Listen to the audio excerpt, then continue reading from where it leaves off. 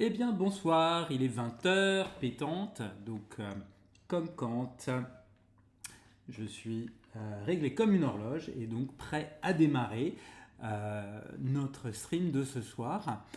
Je vais attendre que certains nous rejoignent euh, pour vraiment commencer. Donc, euh,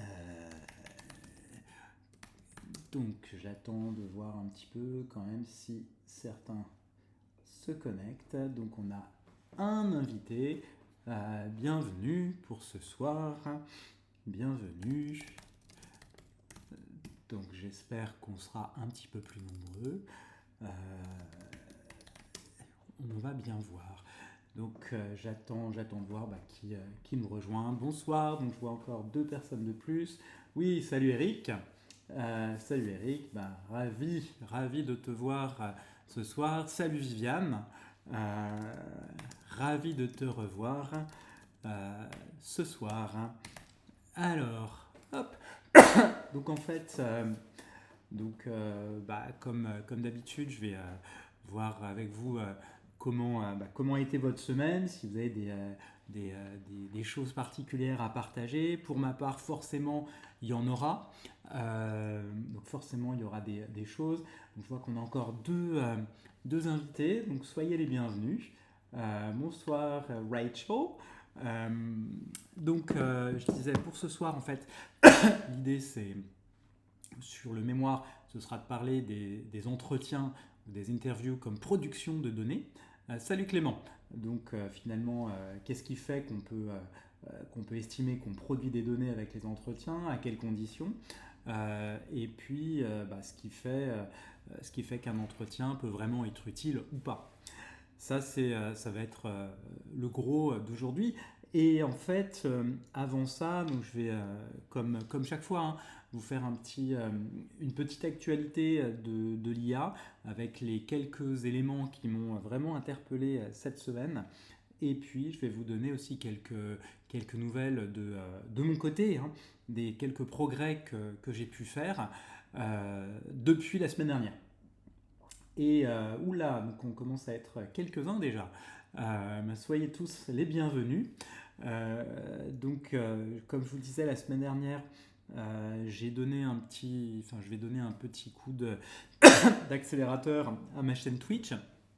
Donc j'ai déjà commencé, vous avez peut-être vu, à poster quelques clips et puis quelques temps forts du live d'hier soir. Et l'idée, ça va être après chaque live, enfin pas sur le moment, hein, le lendemain matin, d'extraire un, deux, trois clips de moins d'une minute sur des petites choses partageables qui sont aussi éloquentes de ce qui se passe ici, et puis un ou deux temps forts sur des choses, encore une fois, qui me paraissent valoir la peine d'être retenues quelque part ou d'être gravées. Alors bon, dans le marbre, peut-être pas, ce serait un peu prétentieux de dire ça, mais voilà, tout de même. Donc, pour cette semaine, les grandes. Bonsoir Mirella. Donc, les grandes actualités de l'IA. Bon, il y en a une qui n'a échappé à personne, je pense, parce qu'on en avait déjà parlé la semaine dernière, à savoir, les démêlés d'Anthropic la, avec la défense américaine, avec le Pentagone. Donc la semaine dernière, si vous vous souvenez, Anthropic s'était vu imposer un ultimatum dont on n'avait pas forcément bien compris a priori quels étaient les tenants et aboutissants, mais en gros le Pentagone attendait d'Anthropic que l'entreprise permette l'utilisation à des fins militaires et à des fins de surveillance de la population civile de son principal outil, Claude, mais pas que, mais aussi de ses autres produits d'intelligence artificielle. Dario Amodei, le fondateur, le PDG d'Anthropic, a refusé catégoriquement.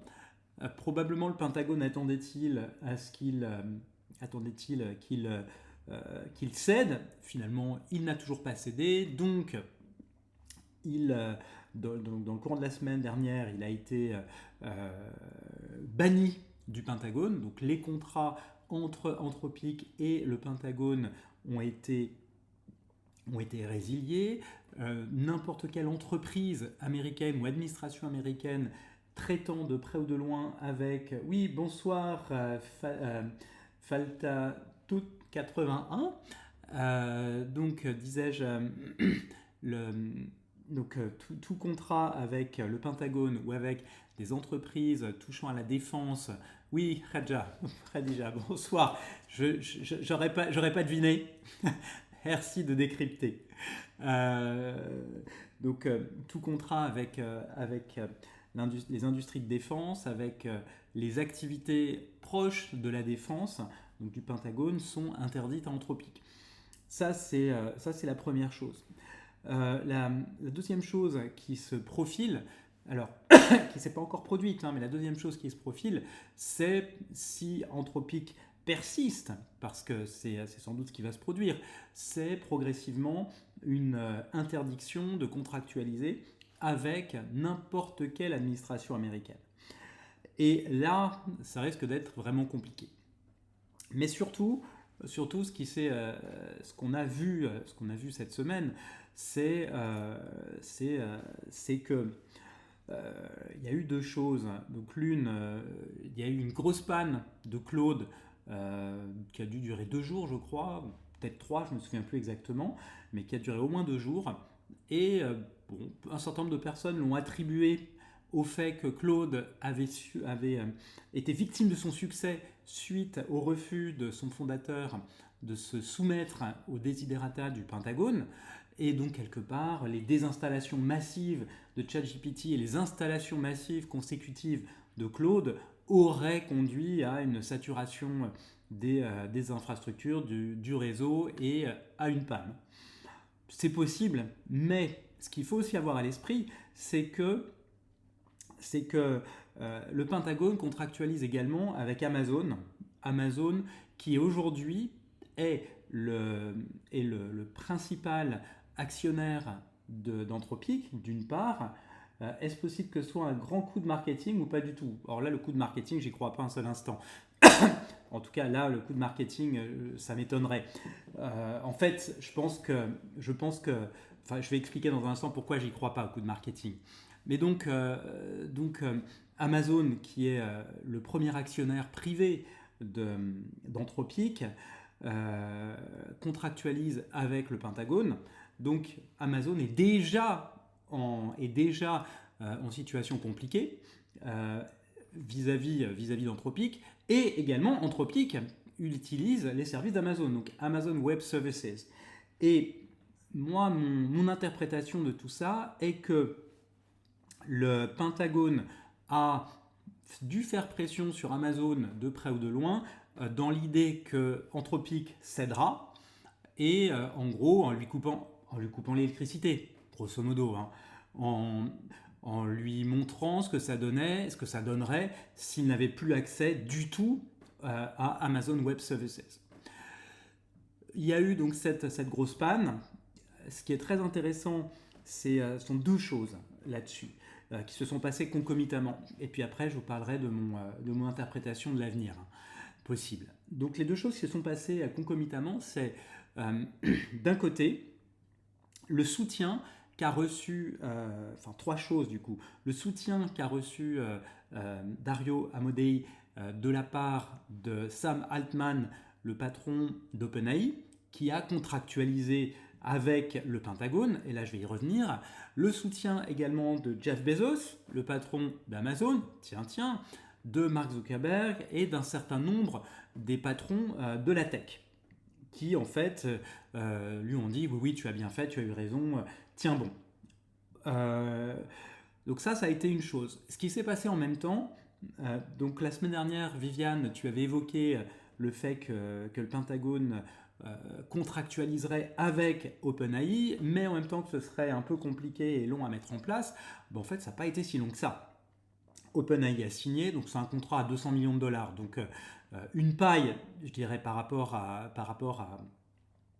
aux centaines de milliards de dollars d'investissement qu'on voit engagés en ce moment. Ceci étant, eh bien, OpenAI donc, a contractualisé, pris la place d'Anthropic dans la relation avec le Pentagone. Et là, ce qui est très intéressant, je trouve, c'est que OpenAI a émis dans ses contrats exactement les mêmes réserves qu'Anthropic sur l'utilisation de ces outils, notamment ces langages d'intelligence artificielle, à des fins militaires, donc létales, et à des fins de surveillance. Sauf que ils ne l'ont pas fait savoir à l'extérieur. Donc c'est juste dans l'intimité, on va dire, du contrat, mais aucune prise de position publique. Mais les clauses sont sensiblement les mêmes que ce qu'on a pu entendre lorsque Dario Amodei énonçait ses réserves. Donc intéressant de voir que finalement on a presque deux poids deux mesures. OpenAI qui exprime des réserves mais contractualise malgré tout, là où Anthropic, exprimant les mêmes réserves et trop publiquement, se voit banni du territoire public finalement des États-Unis. Et il s'est passé donc ces trois choses. Donc la première c'était celle-ci, la deuxième qui est passée en grande partie. Alors comment ça s'explique ? Je vais y venir. Je vais y venir. Et donc la deuxième chose qui s'est produite est que donc, OpenAI a lancé un nouveau modèle, ou a annoncé le lancement d'un nouveau modèle supposé être révolutionnaire, GPT 5.4, qui emprunte à Codex, son outil de développement informatique, et est censé être plus performant que les modèles qui existent déjà sur le marché. Donc cette nouvelle est passée complètement inaperçue, en grande partie parce que ce contrat avec le Pentagone a occupé le devant de la scène. Et donc comment ça s'explique le fait que OpenAI ait eu droit quelque part à une sorte de traitement de faveur là où Anthropic s'est vu sanctionné. Sam Altman a déjà fait acte d'allégeance par le passé à Donald Trump. Donc, Viviane, tu nous dis, c'est vrai, ça a été plus rapide que je ne le pensais. Après, je pense qu'il y a un peu de temps entre la signature du contrat et le changement d'IA dans toute la structure. Oui, mais là, ça peut aller assez vite quand même, parce qu'on est sur, sur des modèles qui tournent déjà. Et en fait, l'installation n'est pas forcément la chose la plus compliquée. Ce sont des choses qui peuvent se faire assez rapidement. Et puis, tout ce qui a trait à la défense, ça peut être fait très très très rapidement quand on a besoin d'être agile. Donc je crois qu'il y avait déjà de toute manière des outils d'OpenAI qui tournaient, on va dire au ralenti, ou en tout cas pas forcément à plein régime. Ils devaient être secondaires à côté de ceux d'Anthropic, qui devaient être jugés probablement meilleurs. Et donc il s'agit d'un redéploiement, et ça peut être assez rapide, je pense. Pas forcément complètement du jour au lendemain, mais à mon avis ça peut être l'affaire de quelques jours, quelques semaines, guère plus. Bon, sachant que de toute manière, Anthropic est toujours lié par son contrat précédent, donc les choses ne sont pas encore complètement terminées. Et donc je disais, Sam Altman a fait acte d'allégeance à Donald Trump, donc on l'avait vu déjà un peu avant Noël, quand il avait joué le rôle du renard, non sans mentir, si votre ramage, etc. etc. Donc il s'est attiré les bonnes grâces de Donald Trump, là où Dario Amodei n'a jamais fait acte d'allégeance. C'est d'ailleurs une des raisons pour lesquelles il s'est séparé de Sam Altman il y a à peu près 1 an et demi. Alors, pas exactement sur la question de Donald Trump, mais sur une certaine vision de l'IA, sur une certaine vision d'une IA plutôt éthique pour ce qui est de Dario Amodei et d'une IA utilitariste pour ce qui est de Sam Altman. Et donc il y a eu un moment un désaccord de fond entre les deux, l'un restant complètement en phase avec ses valeurs, Dario Amodei, et l'autre, Sam Altman, finalement découvrant le monde des compromis, des compromissions en tout genre, des retournements de veste, etc., etc. Et en gros, de ce qu'on comprend de Donald Trump, il n'aime rien de plus que les gens qui sont capables de retourner leur veste, de le flatter et de se mettre à genoux devant lui. Donc j'explique ça de cette manière en fait. Et Donald Trump n'aime pas qu'on lui résiste. Alors oui, bonsoir J. Cocotte. Donc Donald Trump n'aime pas qu'on lui résiste. Du coup, et c'est la troisième chose qui s'est produite, des enquêtes commencent à être diligentées par la justice américaine contre Anthropic, au motif qu'Anthropic est une menace pour la sécurité des États-Unis.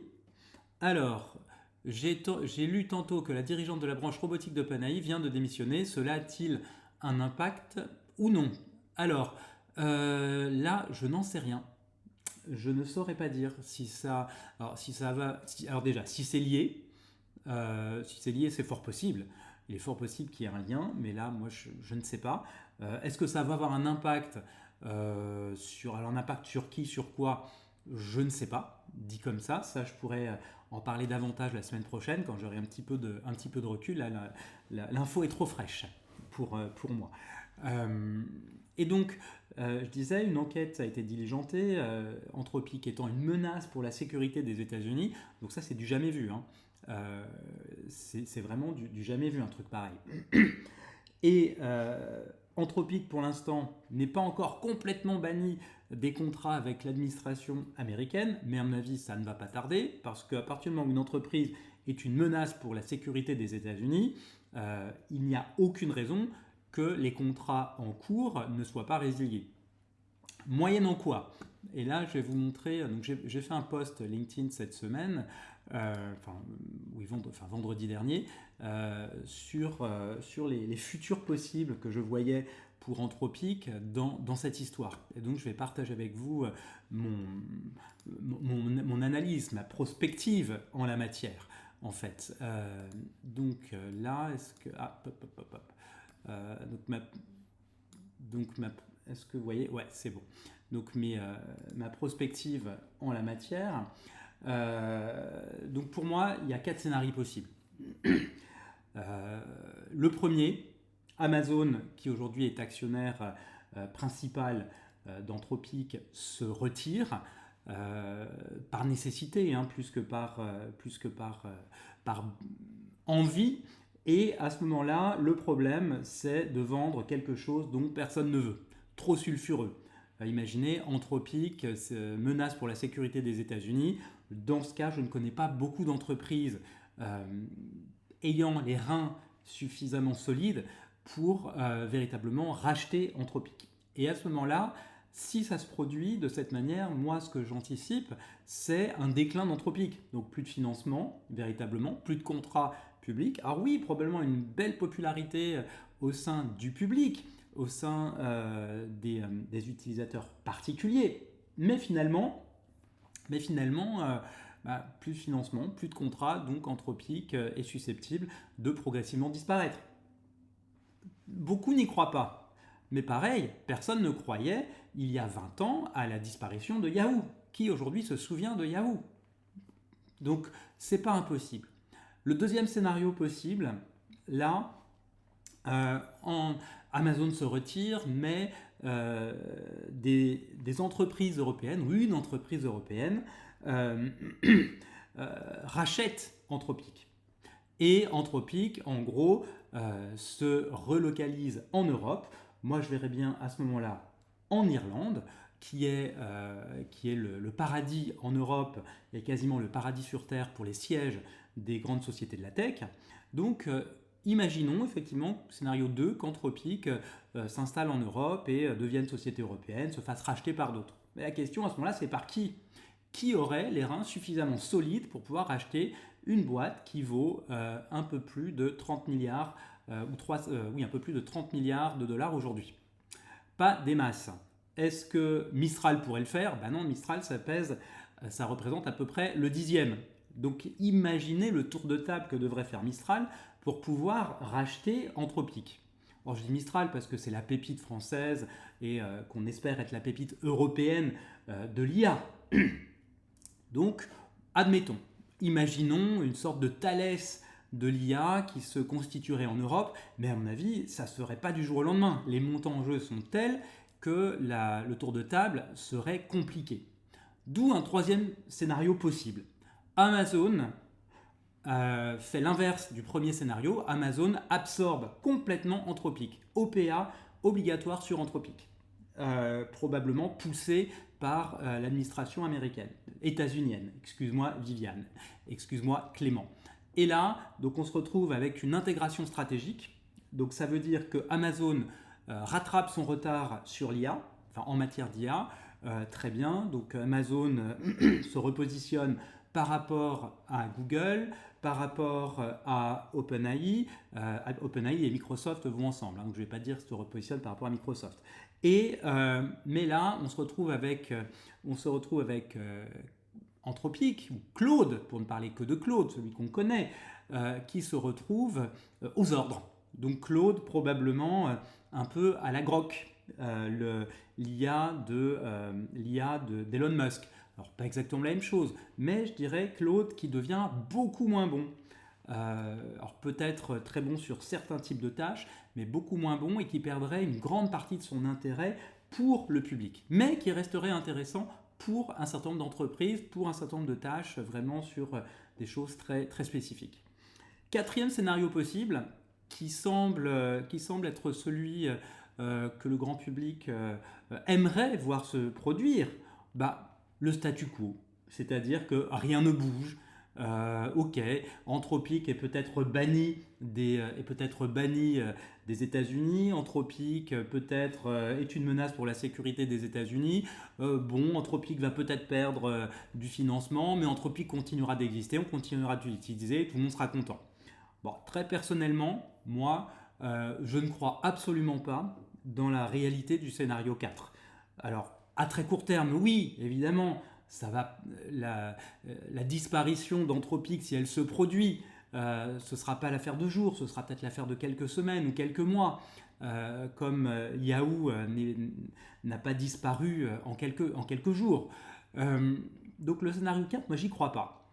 Le scénario 2 me paraît compliqué aussi, du fait que les montants en jeu sont beaucoup trop élevés et que même le fait de se relocaliser en Europe n'exempterait pas Anthropic des foudres de la justice américaine. Et je ne suis pas certain qu'une société européenne ait vraiment très envie de tomber sous le coup de la loi américaine hors de son territoire, ou sur son propre territoire, hein, finalement. Donc je verrais plutôt se profiler les scénarios 1 ou 3. Et là, sur les deux, pour moi, ils sont à peu près aussi plausibles l'un que l'autre. Donc je n'ai aucune idée duquel des deux est susceptible de vraiment se produire. Peut-être le 3 serait-il plus réaliste que le 1, effectivement, voir disparaître complètement Anthropic pour de mauvaises raisons, ou dans des conditions atroces, ce serait compliqué, ce serait un peu étrange, donc ça ne me surprendrait pas.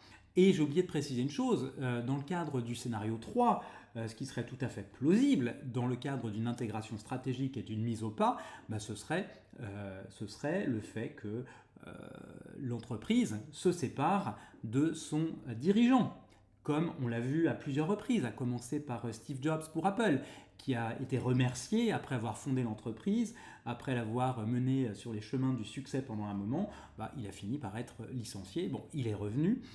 Quelque chose de ce style ne serait pas impossible à suivre. Donc moi je ne suis pas super optimiste à moyen terme sur l'avenir d'Anthropic. Les positions de principe de Dario Amodei sont tout à fait louables, mais à mon avis il s'est mis dans un piège, tout seul comme un grand, se plaçant entre le marteau et l'enclume, c'est-à-dire qu'en fait, en contractualisant avec le Pentagone, il s'est retrouvé à signer un pacte faustien, donc un pacte avec le diable, dont il ne pouvait de toute manière pas sortir gagnant. Quoi qu'il puisse faire, forcément, il perdra. Il y perdra des plumes. Lesquelles exactement, ça, on verra bien.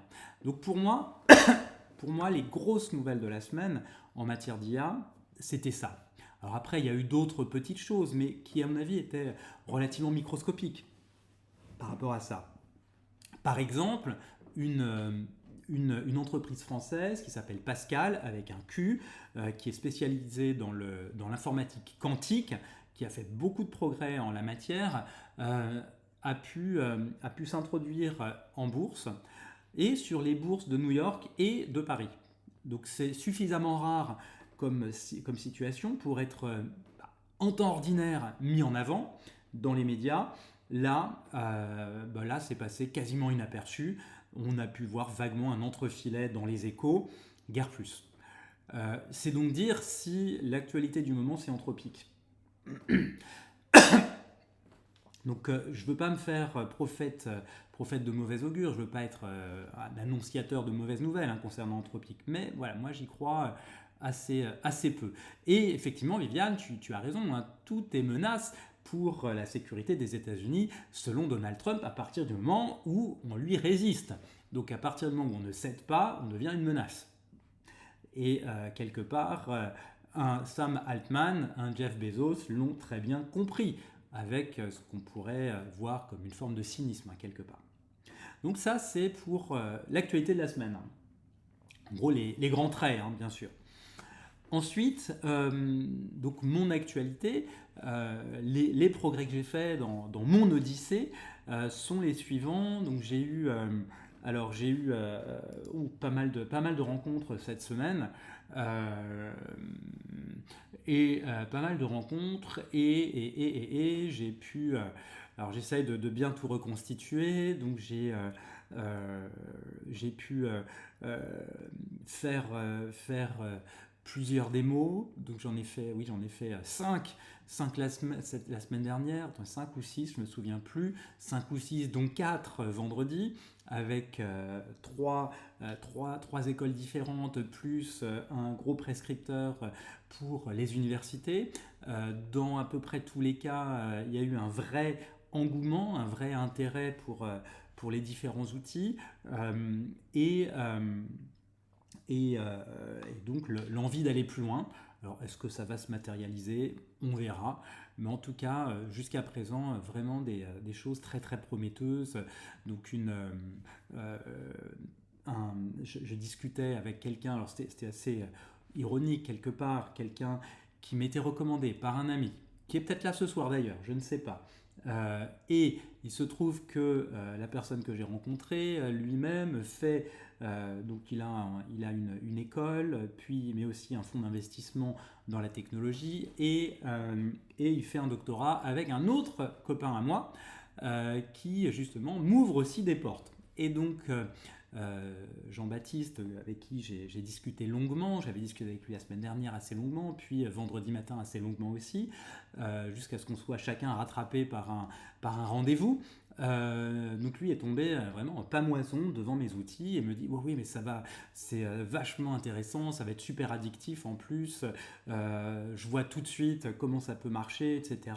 Bon, il faut absolument que tu rencontres mes associés et puis tiens, je vais te présenter un tel et un tel, on essaye de se faire ça la semaine prochaine. Très bien. Le rendez-vous se termine, mon rendez-vous suivant commence et là je reçois un message: est-ce que tu es dispo 5 minutes, j'ai un client potentiel pour toi.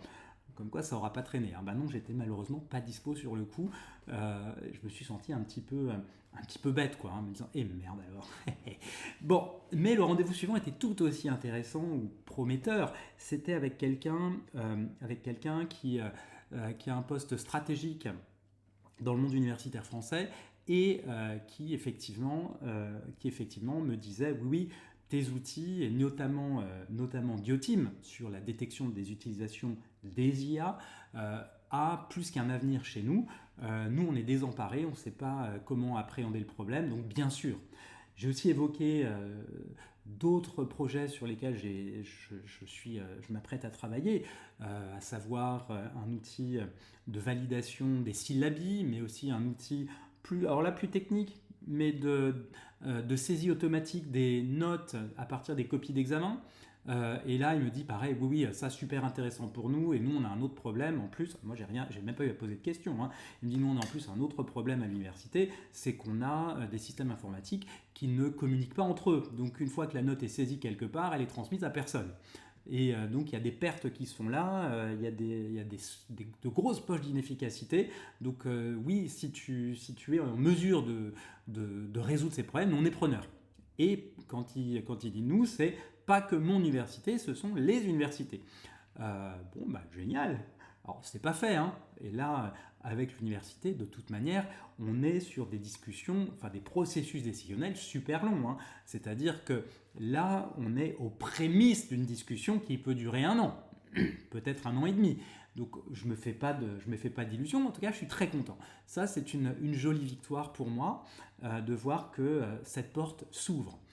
Ensuite, j'ai l'après-midi eu un échange pareil, super intéressant avec la directrice des masters d'une école qui ne me connaissait pas. Mais on lui a dit, il faut que tu rencontres Vassili. Et elle dit, bon, très bien, je ne sais pas trop ce qu'on va se raconter, ce qu'elle m'a dit, hein. Et puis, bon, on a discuté 1 heure et demie ou 2 heures, je ne me souviens plus. On avait programmé une demi-heure au départ.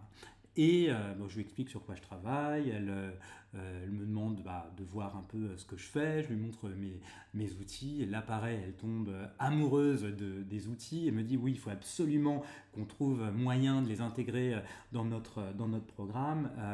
Du coup, bon, ce que j'aimerais vous proposer, mais j'ose pas, c'est est-ce que ça vous dirait de prendre en charge la refonte du mémoire de fin d'études chez nous, et est-ce que ça vous dirait, du coup, dans le cadre d'une éventuelle refonte, d'intégrer vos outils. Oui, bien entendu, avec grand plaisir. Et donc, on s'est arrêté grosso modo là-dessus. Je l'ai recontactée aujourd'hui. Elle est en train de faire son rapport pour la direction et pour pousser vers l'adoption. Donc là, je suis super content aussi. Et en fin de journée, donc j'étais quand même assez fatigué vendredi après une journée déjà très riche. En fin de journée, Mirella, vous n'étiez pas avec nous à ce moment-là, mais vous avez entendu l'histoire. Mais Rachel, you were here with us. Donc on a fait une démo, non pas une démo, pardon, premier contact avec Florida International University, donc une grosse université en Floride qui est intéressée. Et donc là, on a eu un échange assez court d'une demi-heure avec le doyen qui est en charge de l'introduction de l'IA. Moi, je pensais naïvement qu'ils auraient déjà beaucoup d'avance en la matière. Et je me disais, mais si ça se trouve, ce qu'on va lui proposer, ça va le faire marrer. Il va se dire, oui, mais nous, on le fait déjà. Et en fait, il me disait, non, nous, on est des dinosaures. Nos profs sont des dinosaures, on n'y connaît rien. Et moi, je suis là justement pour susciter l'adoption et pour tout ce qui pourrait aider les étudiants à avancer dans leurs travaux, tout en soulageant nos collègues. Donc moi, des outils a priori comme les vôtres, oui, ça me plaît. Il faut qu'on se revoie sérieusement pour voir de plus près ce qu'on peut faire. Et donc, on se revoit dans 3 semaines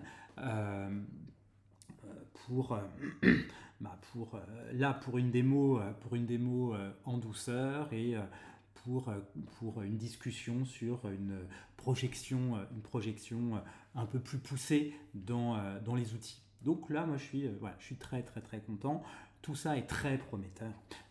Et donc je vais ensuite finir l'introduction de ce soir sur autre chose que je vous avais pas encore montré, je crois, pas la semaine dernière, mais donc alors certains parmi vous l'ont vu, hein, donc je ne suis pas sénile, hein, pour ceux de l'académie, je ne suis pas sénile, je vais montrer quelque chose que vous connaissez déjà, vous avez eu la primeur, hein, de tout ça, c'est sur mon CRM et outil de prospection, donc que j'ai fait avec mes petites mains et avec l'aide non pas de Claude mais de Codex qui est l'outil de programmation de codage d'OpenAI.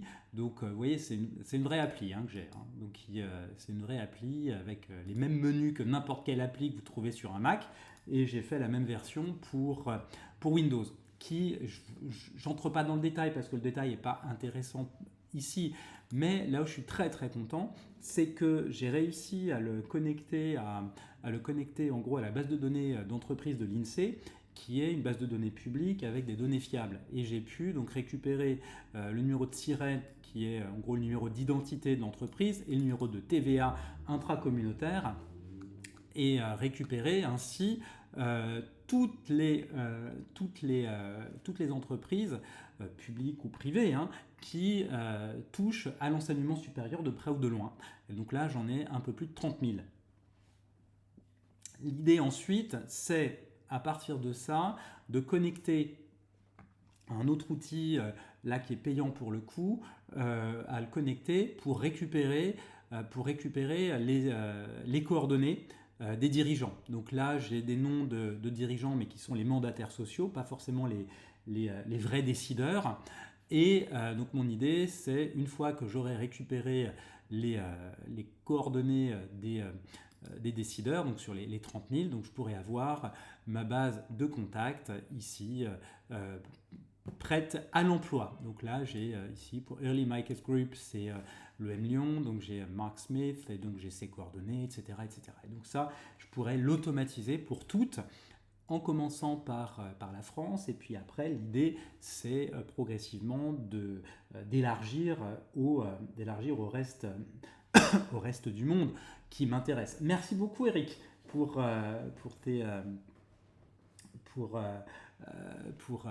tes encouragements. Donc l'idée c'est ça, et ensuite évidemment on a tout au même endroit, c'est-à-dire qu'à partir d'ici on peut établir nos devis par client, outil par outil, tout automatisé. Ici, donc là, voilà, donc automatisé. Donc ici, on va dire, il va en commander 150 fois Socrate. Donc on a ici le prix hors taxe qui apparaît, le prix la TVA, le prix TTC.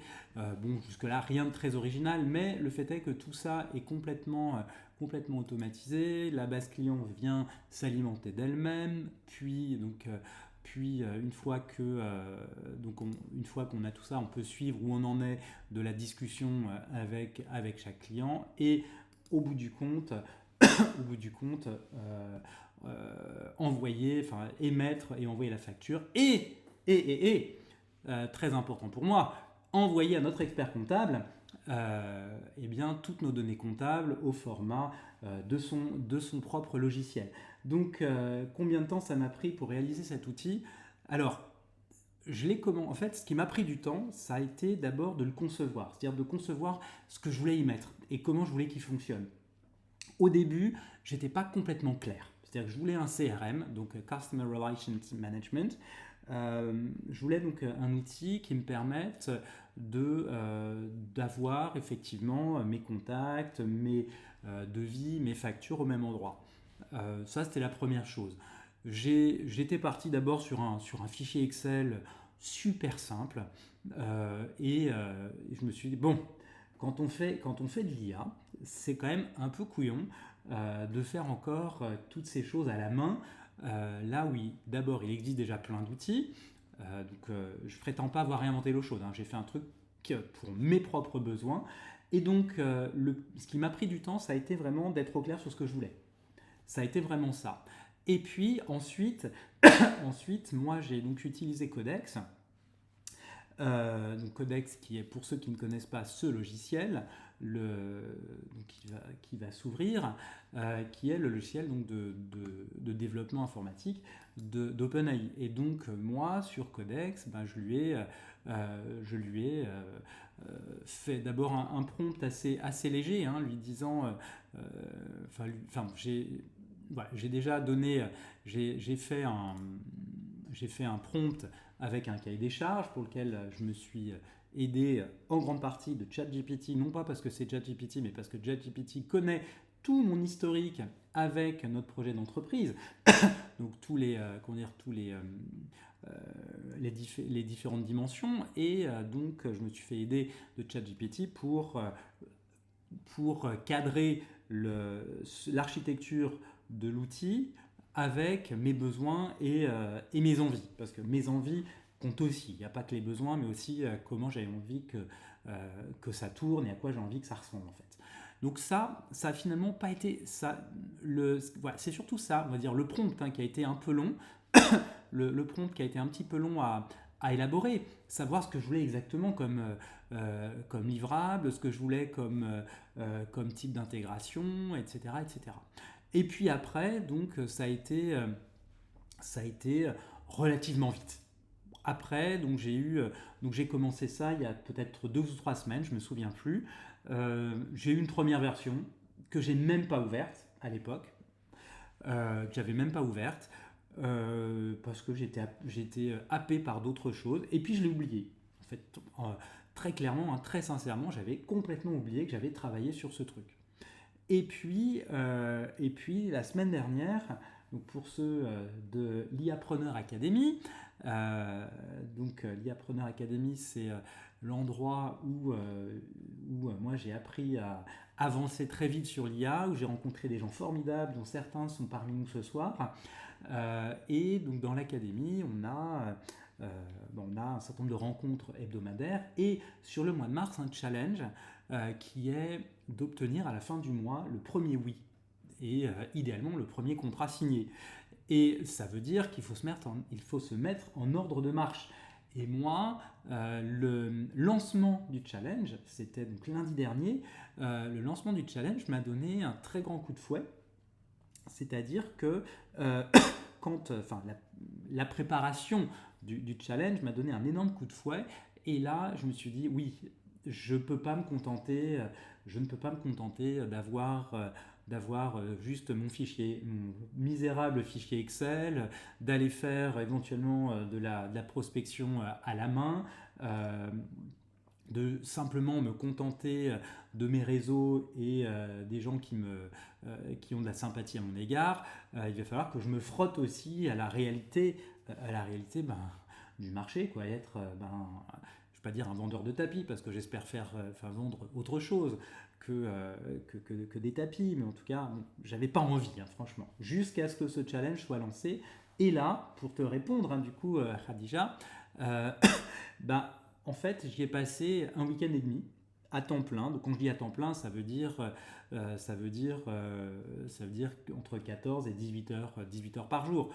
Donc, en gros, samedi, donc un samedi et un dimanche, on va dire 15 heures, donc 30 heures, plus ce vendredi, une partie de ce vendredi, c'est-à-dire en gros, ce vendredi, c'était de 2 heures du matin à mon premier rendez-vous qui était à 9 heures, donc ça fait en gros de 2 à 9, donc ça fait 7 heures, plus toute la journée de samedi, donc ça fait 15 heures de plus, donc 37 plus 15, on est à 52, plus dimanche, j'ai dû m'y mettre, j'ai travaillé de 4 heures du matin à midi, donc ça faisait à peu près 60 heures.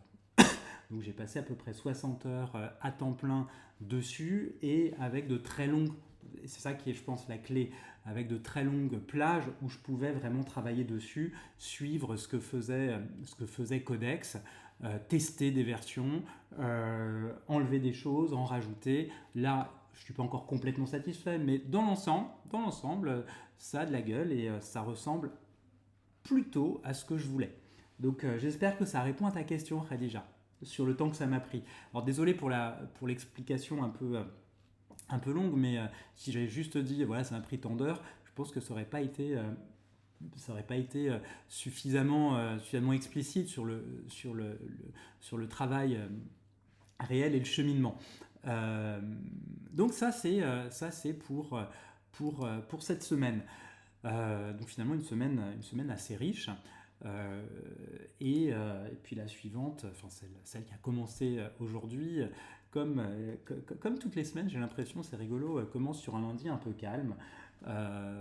J'ai un peu l'impression d'avoir une vie d'épicier où je travaille le dimanche assez tard et puis le lundi est une journée pas tout à fait off mais un petit peu, ou semi, je plaisante à peine. J'ai eu quand même un certain nombre de rencontres et je crois que certains ici dans l'académie, de l'académie et même hors académie qui sont parmi nous, me disent non, on t'a vu, on a discuté avec toi longuement aujourd'hui, donc on sait que t'as pas glandé.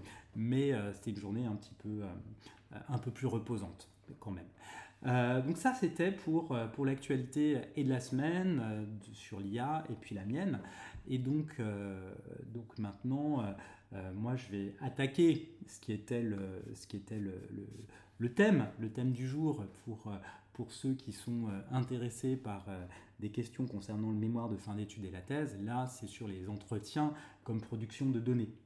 Donc Eric, merci beaucoup. Bah écoute, merci infiniment pour tout. Hein. Je te dois énormément. Hein. Tu m'as toujours beaucoup soutenu, beaucoup encouragé. Je te remercie infiniment. Euh, donc là donc on va aborder. Non, enfin, bref, je ne te dois rien, mais je te suis reconnaissant de beaucoup de choses, si tu préfères. Euh, donc là, ce soir, je vais vous donner quelques éléments sur les entretiens et sur en quoi ça peut servir comme source de données, comme production de données ou pas. Ouais, à demain, Eric. Bonne soirée. Donc, la première chose, à mon avis, qu'il faut avoir à l'esprit, c'est que l'entretien, c'est en règle générale l'outil empirique préféré des étudiants parce qu'il paraît riche, parce qu'il paraît souple, parce qu'il paraît profond. Mais finalement, est-ce que l'entretien, ça produit réellement des données exploitables, des données de recherche intéressantes, ou est-ce que ça produit seulement des récits qu'on doit plus ou moins discipliner? Alors, poser la question, c'est pas y répondre. Hein. Donc ce serait facile de faire une interrogation oratoire. Mais non. Là, c'est une vraie question. En fait, est-ce que les entretiens sont forcément bons? Est-ce qu'ils sont forcément exploitables? Ça, c'est la première chose. Et donc la première chose, moi, qui me vienne, c'est que spontanément, j'ai envie de dire, un entretien, non, c'est pas une donnée. Un entretien, c'est ce qu'on en fait, c'est-à-dire que l'entretien, en soi, c'est un échange, sans plus. Là où ça devient une source de données, c'est quand il apporte de la matière qui permette d'enrichir, d'alimenter une réflexion. Et c'est pas toujours le cas.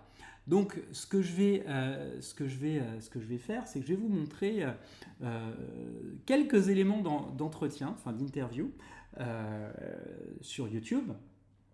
Et puis après, donc on va aussi décortiquer un entretien que j'ai donné à une amie dans la Nouvelle Revue Politique, et on va voir ensemble ce qui pouvait être intéressant ou pas. Alors pas seulement dans mon entretien, mais dans le tout.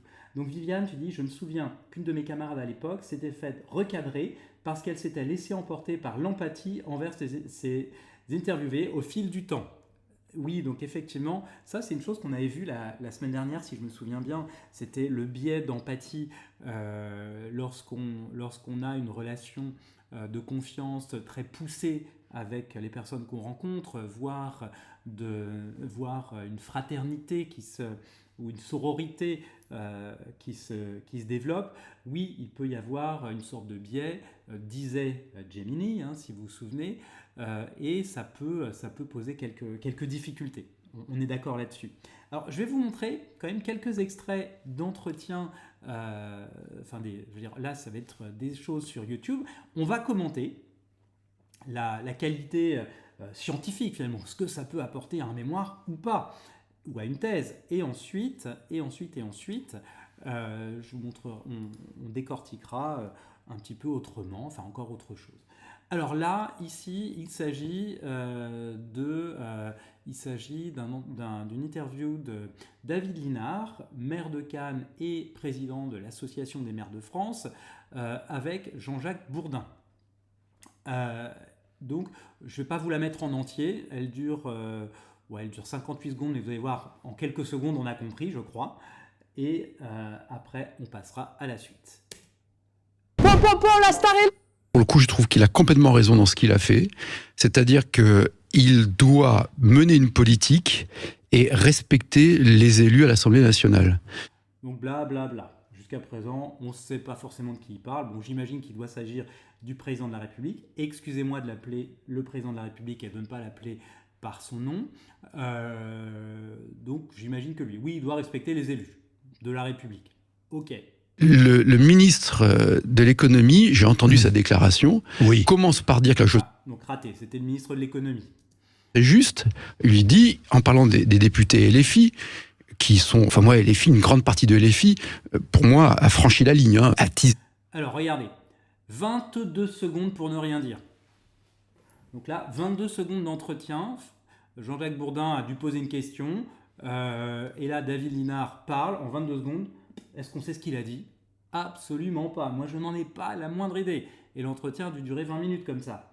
Donc, grosso modo, on n'est même pas encore sur de la langue de bois. Hein. La langue de bois, c'est on va faire au mieux, blablabla. Je vous remercie de m'avoir posé cette question. Non, là, on n'est même pas sur de la langue de bois. Rien n'a été dit. Donc, un entretien comme ça, qu'est-ce que ça vaut ? Ça vaut pas tripette. Enfin, donc là, on est, de mon point de vue, pas que le mien, mais en tout cas de mon ressenti ici, sur quelque chose qui n'apporte strictement rien. Là, on n'a aucune donnée, on n'a rien d'exploitable. Alors, je vais ensuite vous mettre autre chose, qui est je pense, d'une toute autre tenue. Là, il s'agit du premier entretien de la chaîne YouTube Destinée d'Anne Coffinier, et un entretien avec Jacques Attali. Donc Anne Coffinier, qui est-elle ? Donc Anne Coffinier, c'est une ancienne diplomate qui a... oui, je te fais penser à Viktorovitch. Eh bien oui, qu'est-ce que tu veux ? Salut Denis. Donc Anne Coffinier, qui est-elle ? Anne Coffinier, donc c'est quelqu'un avec qui je travaille, quelqu'un que j'apprécie énormément, qui est une ancienne diplomate, qui s'intéresse de très très près aux questions d'éducation et notamment à la question de la liberté scolaire sous toutes ses formes. Et donc Anne Coffinier avait fondé la Fondation pour l'école, qu'elle a quittée. Elle a fondé l'association Créer son école pour accompagner les familles, surtout en région rurale, en zone rurale, qui veulent monter leur école parce qu'il n'y a plus assez d'élèves pour maintenir des classes dans les écoles publiques. Donc certaines écoles privées hors contrat se montent, et donc son association Créer son école aide à ça. Et Anne également est fondatrice de la fondation Kairos pour l'innovation pédagogique, dont d'ailleurs le nouveau site internet est sorti aujourd'hui. Alors ça c'est anecdotique, je veux dire, pour nous, hein. Et donc Anne Coffinier et moi, on travaille ensemble sur un ouvrage dont on a fait 6 chapitres pour l'instant. Il en reste encore 6. 5 et demi. Donc j'ai une première mouture du 6e, il y en a 8, donc un ouvrage qui en gros dresse un panorama d'un certain nombre de difficultés qu'on peut voir de manière structurelle dans le système scolaire en France, et regarde aussi comment nos voisins européens, et même un petit peu au-delà, se sont emparés de ces problèmes et ont essayé de trouver des solutions pour proposer nous-mêmes des pistes opérationnelles, hein, parce que dire faut qu'on y a qu'à, ça n'a aucun intérêt, hein, mais proposer des pistes opérationnelles de réforme de l'école. Et évidemment, la présidentielle de 2027 est une aubaine. Si on arrive à formuler des propositions que des candidats à la présidentielle pourront s'approprier et porter, ce sera un pari de gagné, en fait. Alors avec une chose intéressante, on n'est pas du même bord politique, Anne et moi. Donc pour ceux qui ont connu l'émission, je me souviens plus du nom de l'émission, c'était peut-être Éric contre Éric, Éric Nolot et Éric Zemmour. Je ne sais pas si vous vous souvenez du jingle de l'émission. En gros, ils disaient ils ne sont d'accord sur rien, mais ils s'entendent très bien. Nous, c'est un petit peu ça. C'est-à-dire politiquement, on n'est pas spécialement alignés, mais on s'entend sur à peu près tout le reste. Donc, Anne Coffinier a lancé il y a quelques semaines sa chaîne YouTube pour laquelle Bienvenue dans Destinée. Elle a invité Jacques Attali sur ce que l'école devrait vraiment enseigner. Et là, je ne vais pas vous mettre toute l'interview, juste le début pour qu'on se rende compte finalement de de l'intérêt de cette interview et de l'intérêt qu'on peut retirer de ce que dit Jacques Attali, mais aussi de ce que demande Anne Coffinier. Le podcast qui dessine les contours de l'école de demain à partir de l'expérience de vie de grandes personnalités d'aujourd'hui. Dans ce tout premier épisode, j'ai le plaisir de recevoir Jacques Attali. Il est conseiller des princes, on le dit même faiseur de roi, ou plutôt de président de la République. Sa vie est incroyablement remplie, il a même écrit 86 livres. Il est banquier, conseiller, écrivain, chef d'orchestre, enseignant et même fondateur d'ONG. Et il va vous livrer sa conception de l'éducation. Alors c'est parti. Alors, avant de passer au contenu, ce qui est déjà, je trouve, très fort, c'est qu'en peu de mots, là, en moins de 30 secondes, enfin en fait j'avais commencé à 10, donc en 20 secondes, on a une présentation exhaustive du personnage qui va être reçue. Donc on a déjà des éléments qui nous permettent de savoir à qui on va affaire. Toujours enseigner sans notes a permis de faire passer des choses qu'on ne fait pas passer si on a un bout de papier devant soi. C'est assez tôt qu'on doit comprendre que la volonté permet de faire des choses extraordinaires. Ça doit servir surtout à créer la curiosité, l'envie d'apprendre. Jusqu'il n'y a pas très longtemps, on enseignait pour des métiers qui existaient. Aujourd'hui, on enseigne pour des métiers qui n'existent pas. Et là, ça c'est une chose que je trouve super intéressante et qu'il va développer plus loin dans l'entretien.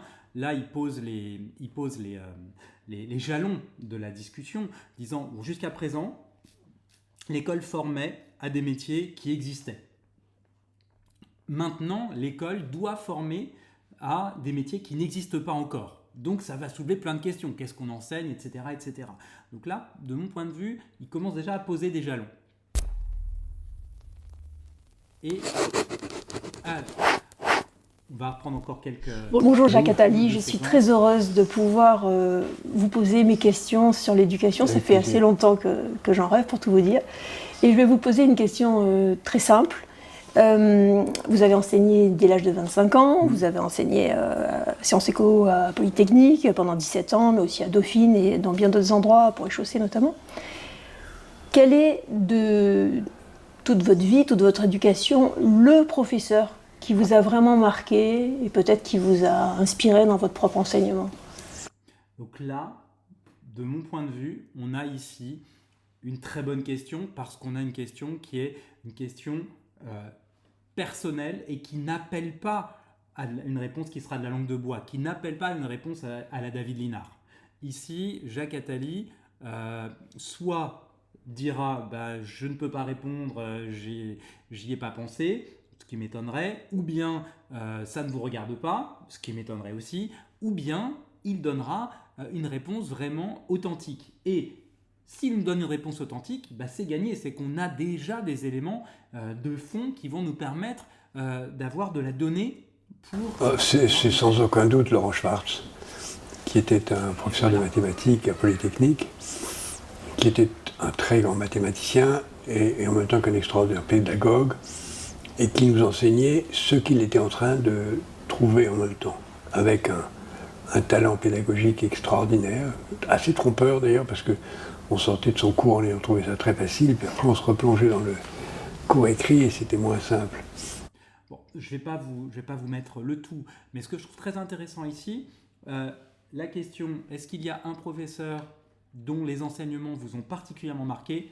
Oui, Laurent Schwartz, un professeur de mathématiques que j'avais à Polytechnique, qui nous enseignait ce sur quoi il travaillait, donc ce sur quoi il faisait de la recherche à l'époque. Et alors après, il va expliquer pourquoi et comment. Mais là, on a donc, à la différence d'un David Linard, on a un Jacques Attali qui, encore une fois, en peu de mots, en une dizaine de secondes, nous a livré énormément. Donc c'est dire si la demi-heure, donc si vous voyez ici, la demi-heure que dure cet entretien est susceptible d'être riche. Alors moi je l'ai écouté, l'entretien, c'est précisément parce que je l'ai écouté, parce que je l'ai trouvé brillant, que j'ai choisi de vous le présenter. Donc là on a véritablement quelque chose de très très exploitable. Alors pourquoi je vous dis ça? Pourquoi je vous ai montré deux extraits d'entretiens très inégaux? C'est parce que déjà, nous, quand on est étudiant ou quand on se met dans la peau d'un étudiant en la matière, finalement, l'entretien, ça paraît simple, ça paraît naturel. Là, oui, ça peut paraître très simple. La question d'Anne Coffinier était très simple. Est-ce que vous avez eu un professeur ou est-ce que vous avez le souvenir d'un professeur qui vous ait particulièrement marqué? Question simple s'il en est. Ouais, mais lourde de sens quand elle appelle une réponse. Donc, effectivement, on rêve tous finalement de se voir délivrer des scoops. Mais ce n'est pas forcément le cas systématiquement. Donc l'étudiant, pour lui, on peut imaginer que oui, l'entretien, finalement, c'est naturel, on discute avec quelqu'un. Ouais, mais la discussion, elle est préparée. Vous avez vu, Anne Coffinier avait quand même des fiches pour savoir à qui elle avait affaire et pour pouvoir orienter la discussion. On peut avoir l'impression que parce que c'est vivant, il y a du contenu, et donc parce que c'est vivant, parce que c'est humain, c'est profond.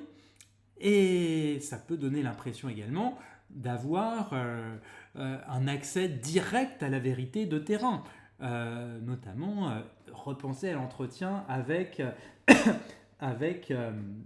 alors question très réfléchie en amont. Absolument, Khadija. Absolument, la question est nécessairement réfléchie en amont, sinon on fait de l'entretien qui est pas très bon. Et donc là, grosso modo, David Linard, qu'est-ce qu'on a pu retenir ou apprendre de lui en 22 secondes? Strictement rien. Quelle vérité, quelle réalité du terrain? La seule chose que j'ai entendue, c'était ministre de l'économie et LFI. Donc en gros, dans les deux cas, des opposants pour sa formation politique. Mais j'en sais pas plus. Et donc je pense pas que si on était allé jusqu'au bout des 50 secondes, on en aurait appris beaucoup plus. Il y avait peut-être juste la punchline, sans plus. Donc la préparation, à ton sens, Viviane, c'est ce qui différencie un entretien d'une discussion.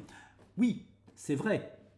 Mais après, on peut avoir des discussions qui prennent la forme, qui deviennent des entretiens. C'est-à-dire que on peut avoir une discussion profonde qui nous permette d'apprendre des choses. C'est-à-dire que l'idée, c'est d'être dans la peau de quelqu'un qui fait parler la personne en face, qui suscite suffisamment de confiance pour donner à la personne en face l'envie de nous répondre. Donc, bonne soirée, Denis. Avec plaisir et à demain, alors. Et merci d'être passé. Donc, Khadija, oui, on est d'accord, le contraste entre les deux entretiens est frappant. Donc, j'ai pris ces deux-là parce qu'ils sont édifiants. Et voyez, ce que je trouvais aussi très intéressant ici, je vais vous remettre rapidement, non pas l'audio, mais juste une pause. Donc là, je crois que c'est chez Anne Coffinier. Donc on a ici le Gaffio, donc le dictionnaire latin sur la table basse. Donc Anne Coffinier a fait des lettres classiques avant de faire l'ENA. Elle a fait des lettres classiques à Normal Sup et l'ENA. Et donc on voit un peu sa bibliothèque, on voit son Scrabble. On se sent dans un environnement relativement en confiance, relativement accueillant et où Jacques Attali en l'occurrence est susceptible de se livrer. Et c'est ce qu'il semble faire. Donc, je reprends ici. Donc ici, en fait, moi, c'est ça que je retiens des deux. Vous voyez, des deux entretiens, à savoir donc David Linard, en l'occurrence, aucun intérêt. Jacques Attali, très riche. Donc en fait, ce qui est intéressant, mais là on l'a pas vu tel quel. On l'a pas vu tel quel, mais une chose que moi j'avais repérée hier lorsque j'avais fait mon stream avec un public anglophone, c'était la chose suivante. J'avais pris une interview du PDG de McDo, notamment du PDG de McDo, notamment parce qu'il s'est ridiculisé cette semaine avec une communication directe dans laquelle, vous avez peut-être vu, vous en avez peut-être entendu parler, il mordait dans le dernier burger de McDo qui doit s'appeler Archer, si je me souviens bien. En gros, il disait que c'était bon, mais ses yeux avaient l'air de dire qu'il n'aimait pas ça du tout. Autant vous dire si ça a fait un flop. J'imagine qu'on l'a vu. Donc toi, tu l'as vu, Khadija. Je pense que Viviane, tu as dû le voir aussi.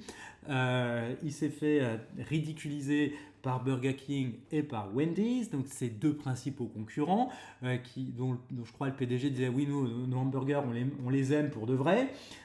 Voilà. Donc en gros, j'avais pris une interview de... j'ai oublié son nom.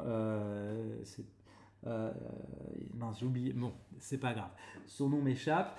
Donc j'avais pris une interview de lui et en gros, une des questions qui se posait, c'était qu'est-ce qu'il a fait, qu'est-ce qu'ils ont fait chez McDo pendant le Covid, grosso modo. Et donc il disait oui, on a mis en place des principes, blablabla, et en 50 secondes, on n'avait toujours rien appris.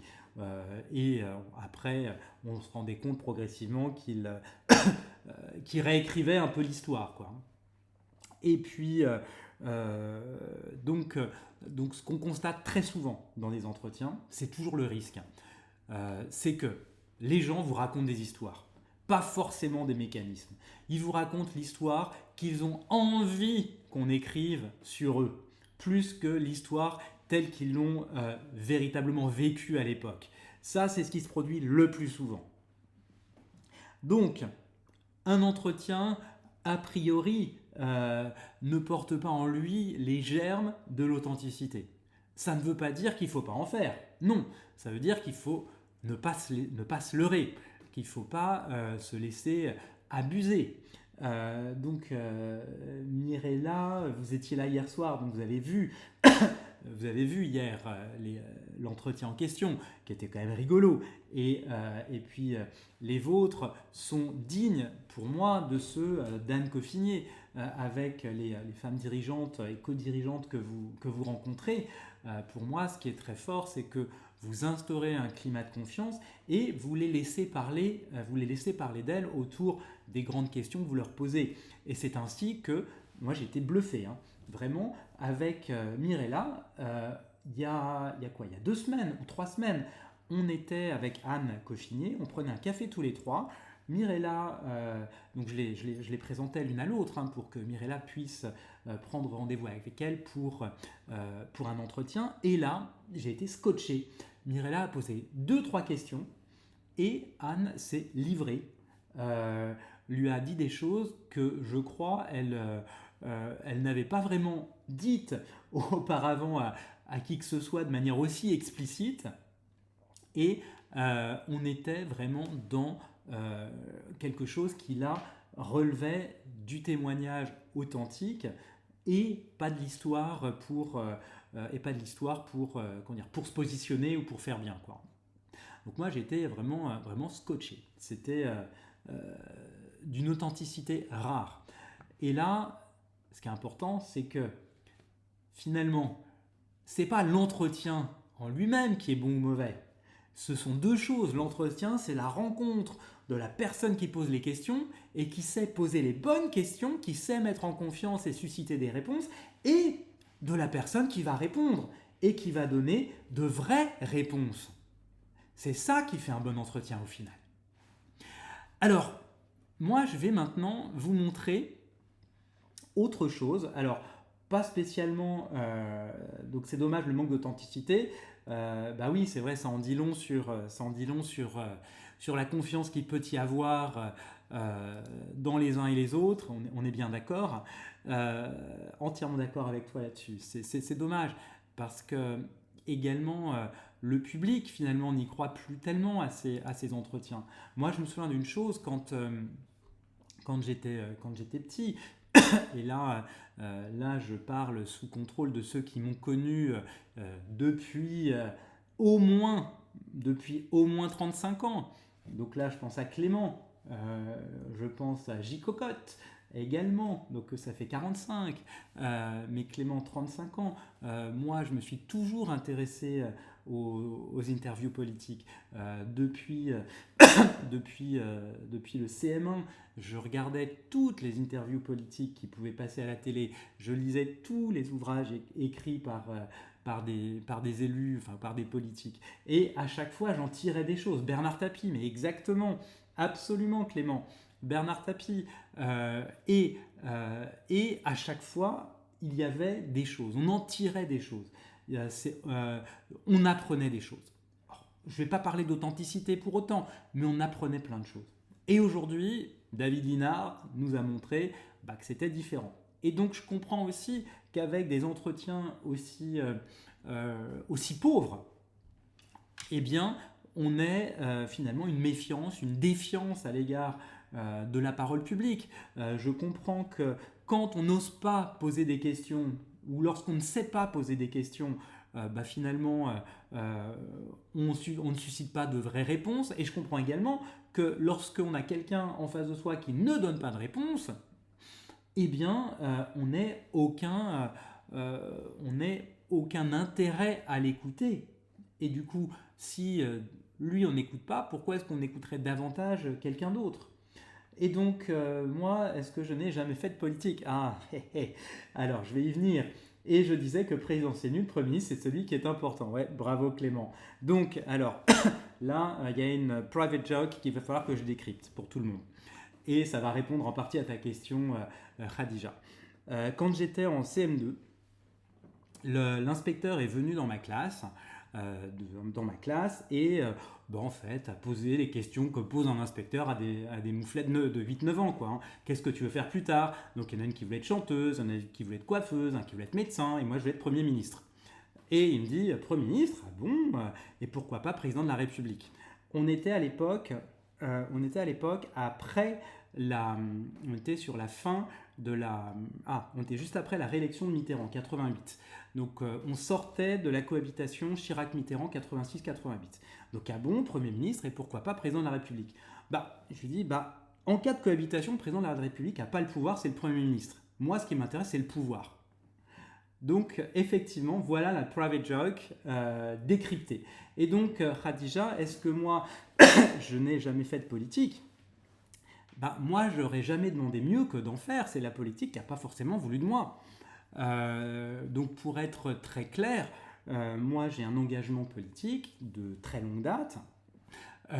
J'ai été conseiller de manière informelle dans l'ombre de quelques élus, d'anciens ministres, pas les plus médiatiques, hein. J'ai conseillé quelques parlementaires en Australie également. J'avais dirigé la campagne de la liste UDI-MODEM dans la région sud-est en 2014 pour les européennes. J'ai également j'avais subi un truc. Moi j'étais candidat, hein, et j'ai eu l'investiture, puis on me l'a retirée pour les européennes, puis on me l'a redonnée, et puis le jour du dépôt de la liste on me l'a retirée pour la donner à quelqu'un d'autre. Donc en gros, quand je dis que c'est la politique qui n'a pas voulu de moi, c'est un peu ça, quoi. Donc moi, est-ce que j'en ai jamais fait ? Moi, j'aurais rêvé d'en faire quand j'étais à Sciences Po. C'était quand même dans l'idée que c'était l'antichambre d'une vie politique accomplie. Donc non, quoi. Voilà, c'est dommage, mais c'est comme ça.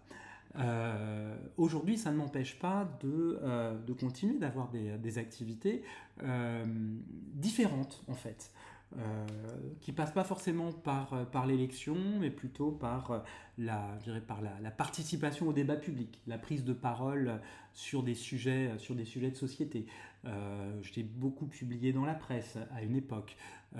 De temps en temps, je passais à la radio. Je crois que je devrais passer à la radio, c'est sur ici, Berry, après le premier tour des municipales. Donc il va falloir que je me briefe quand même bien sur les dynamiques politiques dans le département, enfin dans les deux départements de l'Indre et du Cher. Donc voilà, ma contribution au débat public aujourd'hui est un peu différente. Et là, ce que je vais montrer à l'instant, c'en est une. de contribution au débat public. Là, le 26, et là, donc je reviens sur le sujet du jour. Hein. Le 26 février, le ministre de l'Enseignement supérieur a déposé un projet de loi au Sénat visant à réguler l'enseignement supérieur privé. Et donc, Anne Coffinier m'a appelé me disant « Vassili », donc ah oui, Anne c'est une des amies que je vous vois. Donc il y a certains amis, certaines personnes très proches que je n'arrive pas à tutoyer, et Anne en fait partie. Donc elle me dit « Vassili, j'imagine que vous êtes au courant de ce projet de loi, j'aimerais vous interviewer pour la nouvelle revue politique, à la fois parce que je sais que c'est un sujet qui vous est cher, et à la fois parce que je suis convaincu que ça vous donnera une belle exposition et ça vous permettra de gagner en visibilité, enfin celle dont vous avez besoin. » Donc moi, oui, avec grand plaisir. Et donc, on a fait cette interview. Et là, donc, je ne vais pas tout vous lire, hein, bien sûr, mais juste un passage. Et ensuite, ce qui va être intéressant, c'est que je vais vous lire ce passage, vous donner quelques éléments sur mon interprétation de ce que ça peut valoir.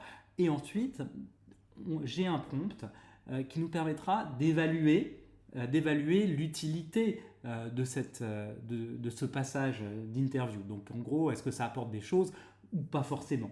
Donc elle me dit, Anne, un projet de loi gouvernemental est à l'étude pour encadrer l'enseignement supérieur privé. Quel est son objectif et quelles sont ses principales dispositions ? Donc moi j'avais lu le projet de loi, j'avais lu l'exposé des motifs, j'avais lu l'avis du Conseil d'État, j'avais lu les études d'impact, j'avais lu tout, donc il y avait 200 pages, donc j'ai tout lu. Et là, donc je lui dis, donc ce texte de loi répond à une demande sociale de régulation de l'enseignement supérieur privé. Bon, jusque-là, je pose le contexte. Même s'il est surtout fait référence au secteur privé à but lucratif, l'enjeu de cette loi est de mettre de l'ordre dans le Far West qui est devenu l'enseignement supérieur privé depuis la promesse du président de la République de permettre à 1 million de jeunes d'être formés en apprentissage. Là, en gros, j'essaie de resituer dans le contexte pour qu'on comprenne finalement à quoi répond cette loi. C'est-à-dire dire simplement ça vient réglementer, mais si on ne sait pas pourquoi, c'est peut-être gênant. Et là, donc je continue. Depuis 2018, les centres de formation privés recevant l'argent public de l'apprentissage ont proliféré, certains étant très sérieux et d'autres beaucoup moins.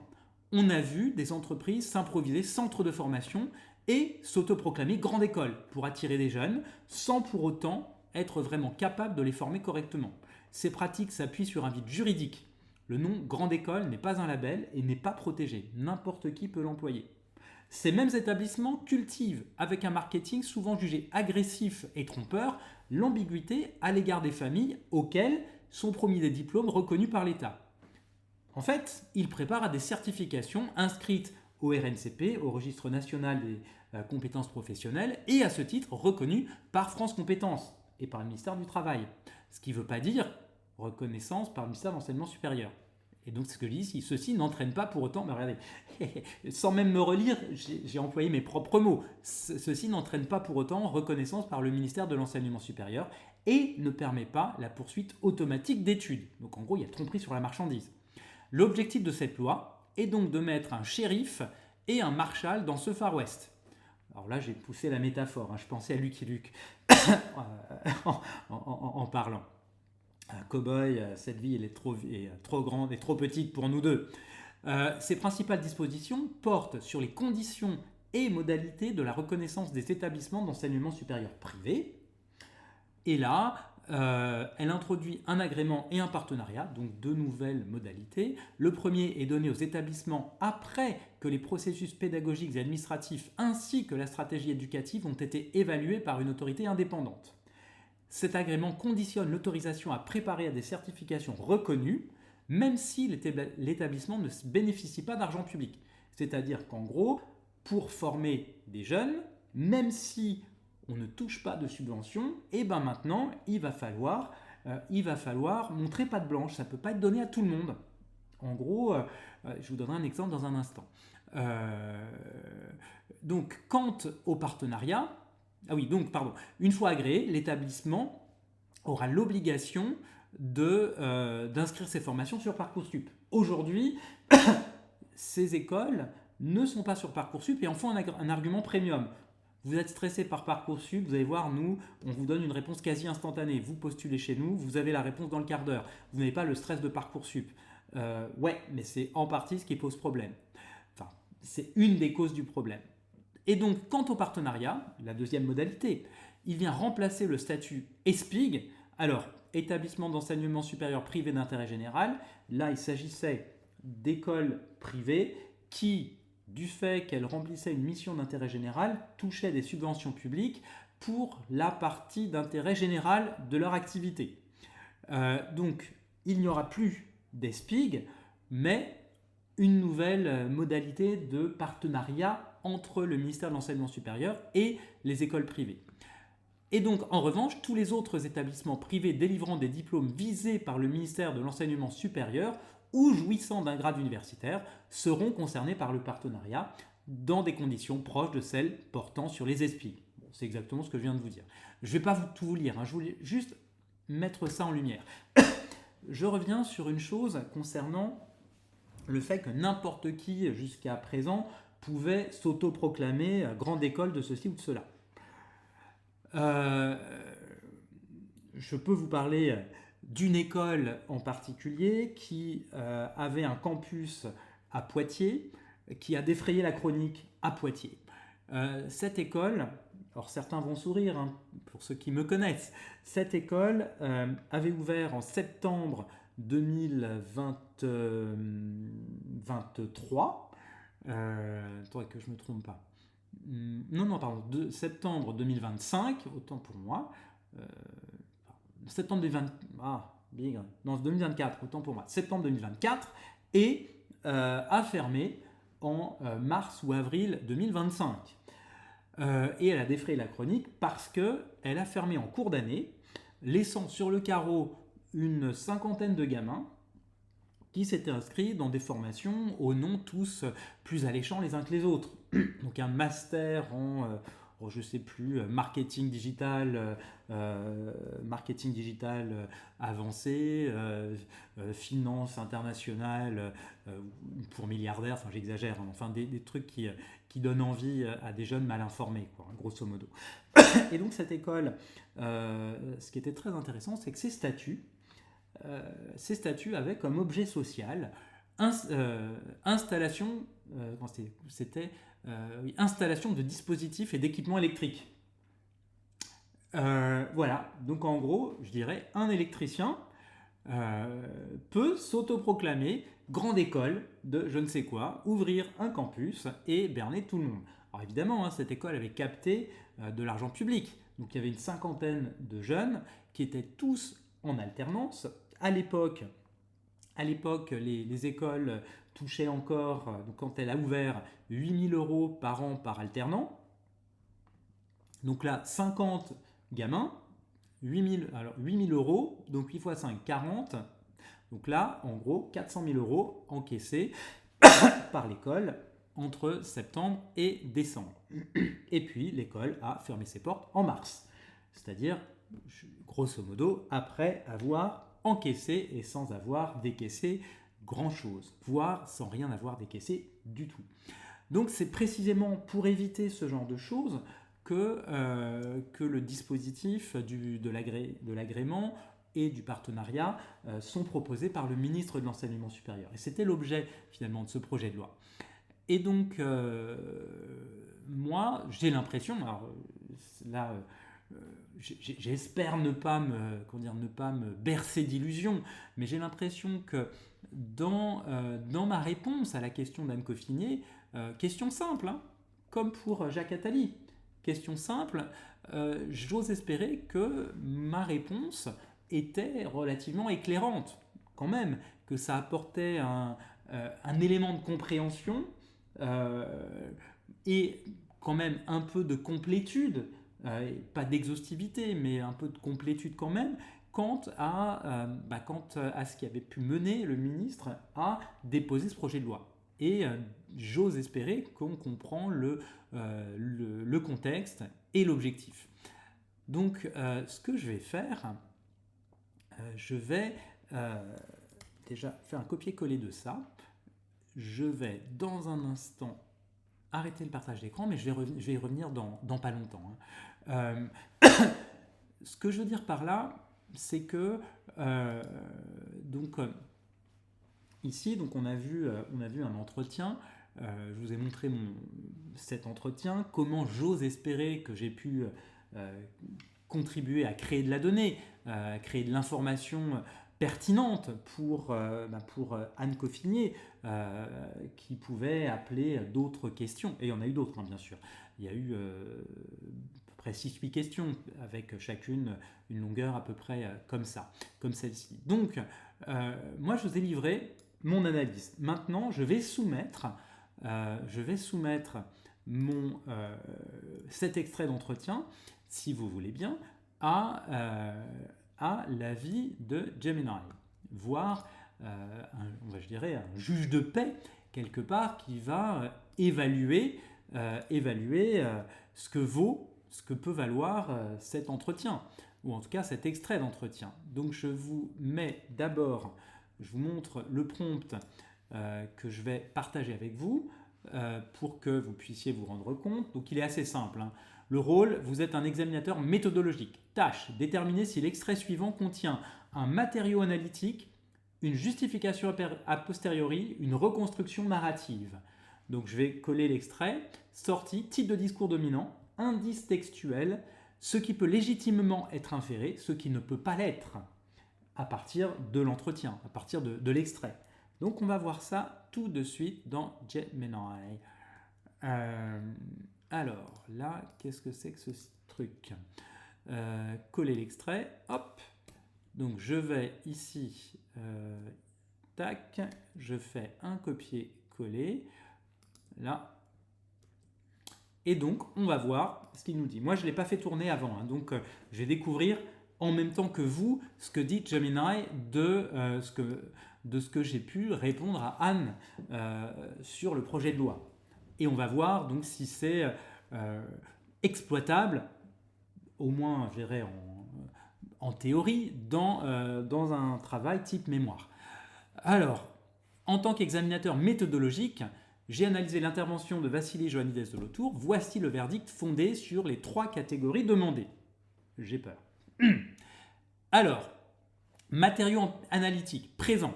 L'intervenant décompose la structure du paysage éducatif, distinction entre certification RNCP, reconnaissance par le ministère et statut ESPIG. Il identifie un lien de causalité entre une décision politique, l'objectif d'1 million d'apprentis, et une dérive systémique, prolifération de centres de formation pas forcément sérieux. Ok. Justification a posteriori, présente. A. Le discours légitime l'action de l'État. En utilisant la métaphore du Far West pour décrire la situation actuelle, l'expert, c'est me prêter des qualités que je ne revendique pas. L'expert présente le projet de loi non pas comme une contrainte arbitraire, mais comme une nécessité salvatrice, l'arrivée du shérif. Ok. Reconstruction narrative, présente. A. L'extrait propose une chronologie simplifiée, une promesse présidentielle en 2018, un chaos opportuniste, le vide juridique, une réponse législative corrective. C'est une mise en récit qui donne un sens cohérent et linéaire à une réalité complexe. Alors là, c'est pas faux. C'est-à-dire que ce que j'ai dit en quelques phrases simplifie probablement beaucoup la réalité. Non, c'est pas aussi simple. Et n'importe qui se sentirait agressé dirait non, c'est pas tout à fait comme ça, c'est pas aussi évident, c'est pas aussi simple. Non, on n'est pas des fraudeurs ou non, c'est légal. Donc oui, il y a une forme de reconstruction narrative. Oui, mon idée c'était aussi de donner du sens à l'histoire, parce que moi je pense que le projet de loi en question est nécessaire. Donc pensant que ce projet de loi est nécessaire, j'essaye de comprendre ce qui le rend particulièrement pertinent. Évaluation de l'extrait. Type de discours dominant. Le discours est institutionnel et pédagogique. Il s'agit d'une vulgarisation d'experts visant à rendre intelligible une réforme technique en la replaçant dans un cadre moral, le sérieux contre le profit trompeur et historique. Ok, bon, alors, j'aime pas le terme expert, mais enfin admettons. Bon, institutionnel et pédagogique, ça me va. Indice textuel, métaphore filée, le Far West, mettre un shérif et un marshal s'improviser centre de formation. Connecteur logique de causalité depuis 2018. À ce titre, l'objectif de cette loi est donc lexique de la régulation, agrément, partenariat, autorité indépendante, processus pédagogique. Oui, alors là, le lexique en question, c'est pas le mien. Là, j'ai repris les termes de la loi. Donc, ce que dit Gemini ici, c'est que, oui, je reprends les termes de la loi. Ok. Opposition sémantique. Le sérieux de certains établissements contre le marketing agressif et trompeur des autres. Ok. Ce qui peut légitimement être inféré. L'existence d'une faille de marché. Le nom grande école n'étant pas protégé, il existe une asymétrie d'information entre les établissements et les familles. Ça c'est vrai, mais c'est pas tout à fait ça que moi je mettais en avant. C'est pas exactement l'idée. La volonté de centralisation. L'obligation d'inscription sur Parcoursup montre une volonté de l'État de reprendre le contrôle sur le flux d'orientation du privé. Alors, ouais, je suis pas complètement d'accord sur là-dessus. C'est pas exactement sur le flux d'orientation du privé, c'est plutôt sur le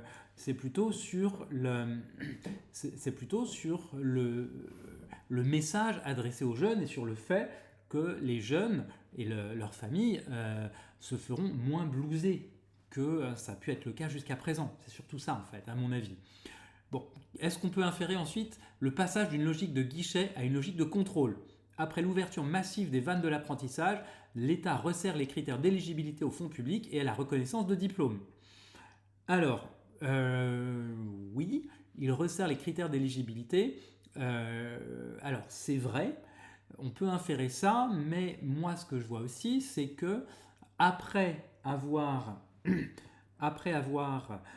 massivement financer l'apprentissage, les pouvoirs publics finalement se rendent compte que il y a besoin maintenant de contrôler l'utilisation des fonds et de s'assurer donc qu'ils seront utilisés pour les motifs pour lesquels ils ont été reçus, et donc que ceux qui les utilisent mal, voire qui les détournent, eh bien soient sanctionnés, et que ceux qui les utilisent bien continuent d'en recevoir pour autant qu'ils continuent de bien s'en servir. Donc là, sur ce qui peut être légitimement inféré, je suis moyennement d'accord avec Gemini, mais admettons. Ensuite, ce qui ne peut pas être inféré, l'efficacité réelle de la loi. On ne peut pas savoir si l'introduction d'un shérif suffira à assainir le secteur ou si cela créera une bureaucratie bloquante. Alors, eh bien, figurez-vous que ça, j'en parle plus loin dans l'interview. Je parle de doutes que j'ai sur l'applicabilité de cette loi. Alors, déjà, avant qu'elle ne soit déposée sur le bureau du Sénat, il y avait un problème, c'est-à-dire que les organes de contrôle du ministère, le HCERS, le Haut Conseil à l'enseignement, le Haut Conseil pour l'évaluation de l'enseignement, le Haut Conseil pour l'évaluation de la recherche et de l'enseignement supérieur, ça y est, nous y sommes, et donc ça c'est l'émanation du ministère, et les rectorats sont sous-dotés, en sous-effectif, pas suffisamment de moyens pour exercer les contrôles. Je discutais il y a assez longtemps avec à la fois le conseiller scientifique du HCERS qui me disait oui mais ce que tu me dis sur ces écoles, moi j'en ai entendu parler, mais on m'a annoncé en même temps qu'on allait avoir une baisse de moyens, donc les contrôles ça va pas être pour demain. Ça c'était il y a 2 ans à peu près. Et au même moment je rencontrais la personne au rectorat de Rouen en charge de l'enseignement supérieur privé.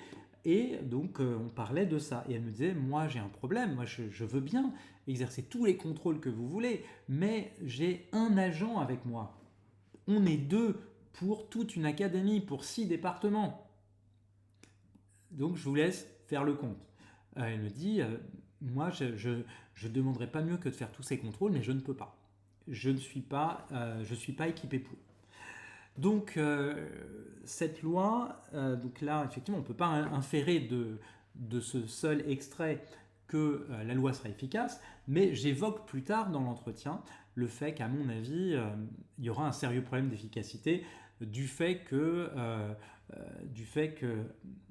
si on veut pouvoir contrôler, c'est bien beau d'avoir des critères, encore faut-il pouvoir avoir les organes de contrôle correspondants. Ensuite, deuxième chose qui ne peut pas être inférée, l'opinion des acteurs du privé. Le texte présente la régulation comme une demande sociale, mais il n'indique pas si les établissements visés acceptent ou contestent ces nouvelles contraintes. Non, mais ce qu'il dit plus loin, donc Anne Coffinier, c'était peut-être la question suivante, me demande finalement si les grandes écoles, donc les écoles adhérentes de la conférence des grandes écoles, sont quelque part à la manœuvre, et s'il y a une guerre ouverte entre les universités et elles d'un côté, face à ces écoles privées de l'autre. Et donc c'était une question qu'elle m'a posée. Donc moi, ce que je lui disais, c'était que je ne parlerai pas de guerre ouverte, mais les grandes écoles sont une vigie de l'enseignement supérieur hors université, et les grandes écoles privées se voient en vigie, en lanceur d'alerte quant au bon fonctionnement de l'enseignement supérieur privé. Et c'est en grande partie le rôle de ces grandes associations telles que la Conférence des grandes écoles, mais aussi l'Union des grandes écoles indépendantes, ou encore la FESIC, la Fédération des établissements supérieurs d'intérêt collectif, donc qui regroupe les ESPIG, que de scruter que le tout fonctionne bien et d'alerter s'il y a des problèmes. Donc ça répond à une demande de ces écoles que le secteur soit davantage réglementé.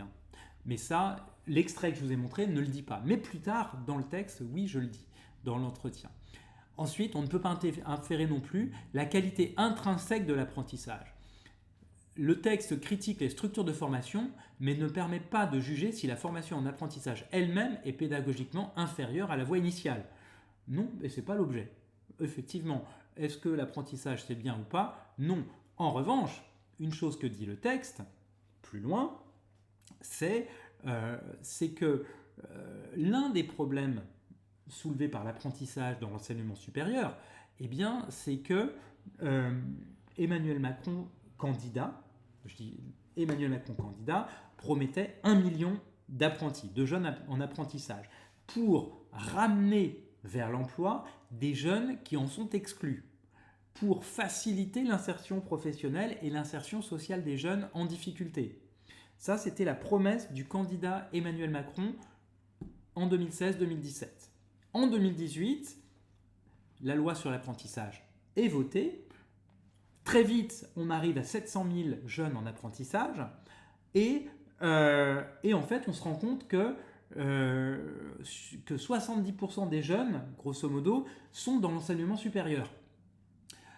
Et c'est-à-dire que, en gros, là où l'apprentissage devait pouvoir aider des jeunes de milieux modestes, déscolarisés, à avoir une formation et à trouver un métier, parce que l'apprentissage avait de vrais mérites, eh bien, on s'est retrouvé avec l'apprentissage à financer des bachelors, à financer des masters pour des jeunes qui se seraient insérés professionnellement, même sans faire de l'apprentissage.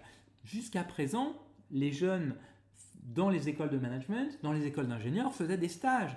Et lorsqu'ils sortaient de leur scolarité, avec leurs stages, leurs années de césure, eh bien, ils cumulaient pas loin de 2 années d'expérience professionnelle. Et donc, ils n'avaient pas besoin structurellement de l'apprentissage.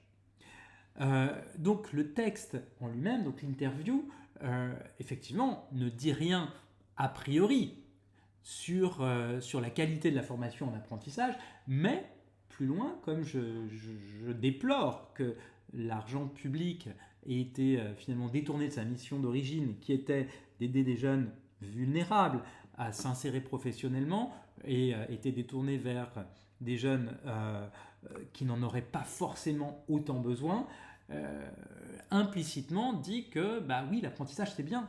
Enfin, voilà. Mais donc l'extrait seul ne le permet pas.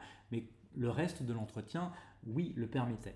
Donc tout ça pour dire que dans l'ensemble, je suis plutôt d'accord avec ce que dit Gemini, même si bon, j'aime pas trop la qualification d'expert. Je trouve que ça enferme dans une case.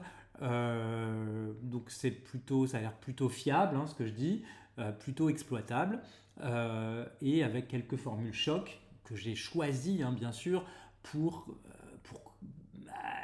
qu'on se souvienne quand même du principe. Donc je me suis dit, le Far West, le shérif, le Marshall, c'était peut-être pas mauvais comme métaphore, en tout cas pas inutile plutôt.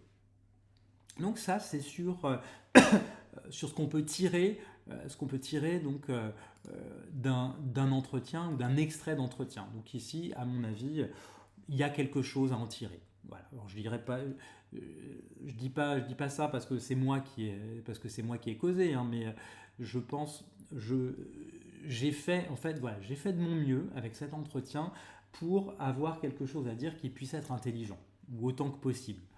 Dans l'idée que qui lit cet entretien puisse en retirer quelque chose.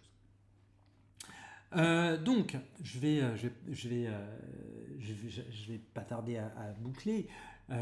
Donc, ça soulève quelques questions, à savoir à quelles conditions un entretien devient-il une donnée analytique ?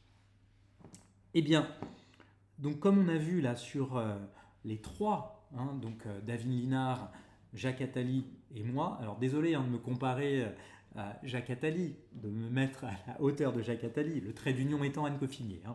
Donc qu'est-ce qui fait ? Donc quand on compare les trois, moi l'impression que j'ai, c'est que d'abord, la donnée en elle-même, elle ne préexiste pas à l'analyse. C'est pas parce qu'on fait un entretien qu'on a forcément de la donnée. C'est pas parce qu'on fait un entretien que forcément on n'a pas de données non plus. Donc la donnée, elle se construit en fait. L'entretien permet de produire de la donnée lorsqu'il est bien mené, lorsque l'intervieweur sait poser des questions, sait relancer, sait faire parler son interlocuteur, et lorsque l'interlocuteur joue le jeu et répond effectivement de manière aussi authentique que possible. Et là, on peut avoir de la donnée. Là, on peut avoir quelque chose qui se prête à l'analyse.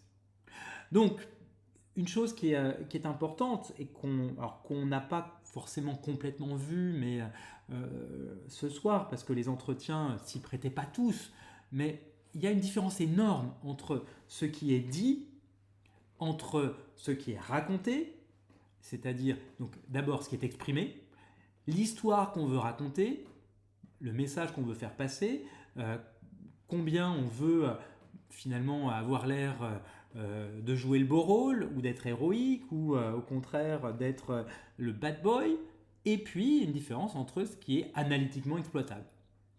Donc là, je repense forcément à l'entretien de David Linard. Grosso modo, David Linard se donnait une espèce de rôle de shérif, de redresseur de tort à l'égard du ministre des Finances d'une part et à l'égard de l'autre opposition qui est LFI, mais sans qu'on sache ce qu'il avait à dire. Donc là, analytiquement exploitable, absolument pas. Politiquement utilisable, même pas certain. Il n'y avait pas suffisamment de matière. On a juste entendu ministre de l'économie, LFI, député, élu de la République, mais sans plus. Voilà, il manquait les verbes qui permettaient de donner du sens à tout ça. Donc tout ça pour dire que, et donc je vais vraiment boucler là-dessus, donc tout ça pour dire que l'entretien en lui-même, c'est pas une donnée. L'entretien permet de construire de la donnée quand il est bien fait. Les gens racontent des histoires, ils nous racontent des histoires. Ils ne racontent pas forcément des mécanismes. Alors moi, j'ai essayé parce qu'on m'interrogeait non pas sur moi ou sur des choses institutionnelles que j'étais censé incarner. Donc j'ai essayé de développer des mécanismes. Jacques Attali a aussi essayé de développer des mécanismes tout en racontant une histoire. Et c'est ça qui était beau aussi, hein. C'était l'histoire qu'il nous racontait le concernant. Et donc, le problème, c'est pas l'entretien. Le problème, c'est ce qu'on en fait. C'est-à-dire que déjà, le problème, c'est comment on conduit un entretien, qu'est-ce qu'on en reçoit, et ensuite, qu'est-ce qu'on fait de ce qu'on en reçoit. Et c'est à cette condition seulement donc de bien conduire un entretien, de bien faire parler quelqu'un, de bien exploiter ou tirer quelque chose qu'on peut avoir de la donnée qui sera véritablement utilisable dans un travail de recherche, que ce soit le mémoire, la thèse, un article, un ouvrage ou autre finalement. Donc, ce que je voulais vous dire pour ce soir, c'était que l'entretien, oui, c'est un outil puissant, et c'est parce qu'il est puissant qu'il impressionne et qu'il donne envie le plus souvent aux étudiants d'en conduire, parce qu'effectivement, ça peut être riche, ça peut être profond, mais ça ne l'est pas systématiquement. Et pour que ça le soit, eh bien encore une fois, il faut qu'il soit bien mené et il faut que l'interlocuteur s'y prête et joue vraiment le jeu. Voici ce que je pouvais vous dire pour ce soir sur les entretiens, sur le mémoire. Quant à la semaine prochaine, j'espère que je pourrai faire mon live. Je pense que oui, hein. J'enverrai un message. Si je le fais comme d'habitude. Là où j'ai une petite inquiétude ou un petit doute aujourd'hui, c'est que je dois être dans la matinée à Issy-Berry. Et je ne sais pas combien de temps ça va durer. Et donc Issy-Berry, c'est à Châteauroux. Et ensuite, donc, je rentre à Rouen après. Donc je ne sais pas du tout combien de temps ça va me prendre de rentrer de Châteauroux à Rouen. Donc en principe 4 heures en voiture, mais en principe. Donc je ne sais pas. Donc la matinée, je ne sais pas si ça finit à 10h, 11h, midi, 13h. Donc aucune idée. Et les 4 heures, je ne sais pas du tout si ça inclut d'éventuels bouchons ici ou là ou pas. Donc j'espère pouvoir faire le live la semaine prochaine. J'ai de toute manière déjà le script, j'ai tout qui est prévu, hein, sur le continuum jusque fin juin. Mais s'il y a le moindre souci, de toute manière, vous serez avertis en temps et en heure. Donc encore une fois, je vous remercie infiniment de votre participation ce soir. Je vous remercie infiniment de votre fidélité. J'espère que vous avez passé un bon moment. Moi en tout cas oui, comme à chaque fois. Demain, je vais mettre en ligne les quelques extractions de temps forts et de clips, donc qui seront sur Twitch. Et puis je vais aussi, comme chaque fois, poster le replay sur YouTube. Et puis progressivement, donc j'y suis pas encore, mais progressivement, j'espère pouvoir extraire certains passages pour les mettre, pour les diffuser sur Instagram et TikTok, histoire en fait de faire le lien entre les différentes plateformes sur lesquelles je suis, et histoire d'exercer un effet de levier sur ce que je peux faire ici le dimanche et le lundi soir. Donc encore une fois, merci à tous. Je vous souhaite une bonne fin de soirée, une très belle semaine. Et puis voilà, c'est un atavisme qui revient. Donc surtout dimanche, n'oubliez pas de voter pour les municipales. Ce serait dommage de vous priver de la possibilité de vous exprimer. Donc merci pour ce Twitch presque d'analyse politique de l'éducation, évidemment. Ben oui, alors, et Viviane, donc ta comparaison avec Klemovic, c'était ça je crois, me flatte énormément. Merci beaucoup. J'espère que j'étais à la hauteur de cette comparaison et qu'il n'y avait pas de sourire gêné, voire sarcastique. À mon avis non, mais ouais, j'espère que vous avez pris du plaisir.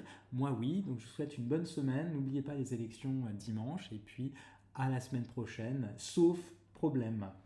À très bientôt. Et donc, 5 listes à droite. Oui, mais c'est le Rinci, Clément. Et voilà. Non, mais très bien. Bah, écoute, super. Merci beaucoup. Donc, bonne soirée à tous et bonne semaine.